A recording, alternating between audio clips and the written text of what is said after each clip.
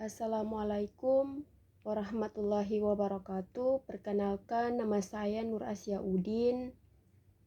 Saya mahasiswa dari Universitas Hairun Ternate, Fakultas Keguruan dan Ilmu Pendidikan, Prodi Pendidikan Guru Anak Usia Dini, kelas B semester 1. Saya di sini akan membahas beberapa kasus pidana mati sebagai tugas UTS dengan mata kuliah Pancasila dengan dosen pengampuh Bapak Irham Wibowo, SH, MH. Langsung saja, menurut pandangan saya yang saya baca dari referensi artikel Amnesty International terhadap pidana mati di Indonesia, hukuman mati melanggar hak untuk hidup, hak untuk tidak mengalami perlakuan atau hukuman yang kejam, tidak manusiawi, atau merendahkan martabat. Hak tersebut dilindungi dalam Deklarasi Universal Hak Asasi Manusia, instrumen hak asasi manusia lainnya, dan banyak konstitusi nasional di seluruh dunia termasuk konstitusi di Indonesia. Tetapi menurut Perpustakaan Unika Atmaja, soal pidana hukuman mati menimbulkan efek jerah dan memenuhi rasa keadilan.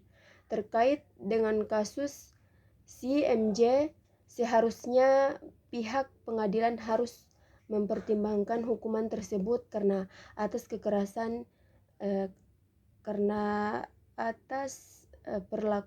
pengakuan si MJ mengaku hanya diperalat untuk membawa barang haram tersebut, tapi ia termasuk dalam daftar terpidana mati yang dieksekusi pada April 2015 di Nusa Kambangan karena dalam proses pengadilan yang digelar di Filipina muncul dugaan bahwa si MJ menjadi korban perdagangan manusia atas kasus penyelundupan narkoba. Menurut artikel hukum online Desember 2016 yang saya baca, layak jika remisi diberikan kepada narapidana atau anak pidana yang melakukan tindak pidana, yang salah satunya adalah pelaku tindak pidana pembunuhan berencana. Dengan adanya remisi ini, maka putusan hakim yang bersifat berkekuatan hukum tetap akan menjadi berubah karena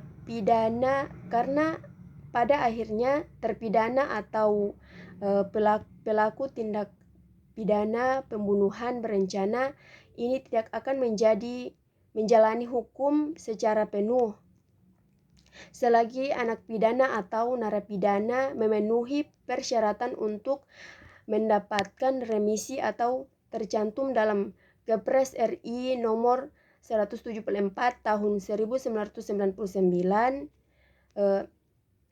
seperti yang terjadi pada kasus si HJ di Cina.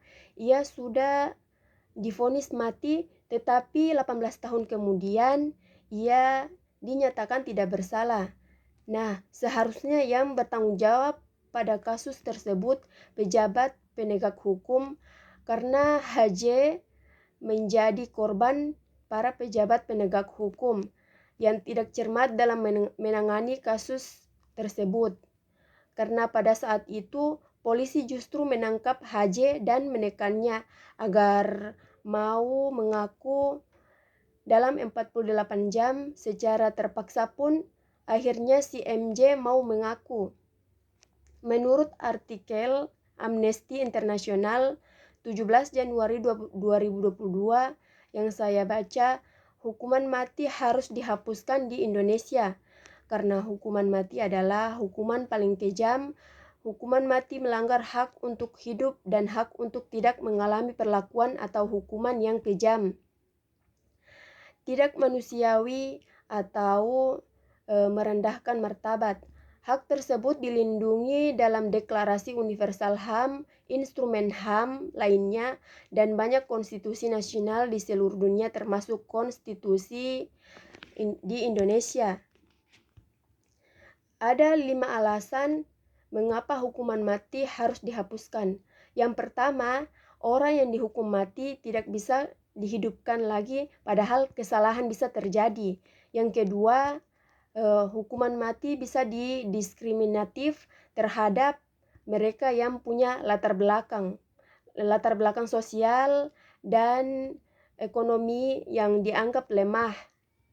Yang ketiga, hukuman mati sering digunakan dalam sistem peradilan yang tidak adil. 4. Hukuman mati tidak efektif mengurangi kejahatan. Dan yang kelima, hukuman mati sering digunakan sebagai alat politik. Hukuman mati yang layak pada pelaku pembunuhan dari pasal 340 RKUHP dikenakan pidana seumur hidup atau paling lama 20 tahun penjara. Mungkin sampai di sini pembahasan ini kasus pidana mati.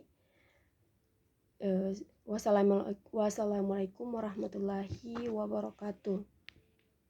Dan terima kasih.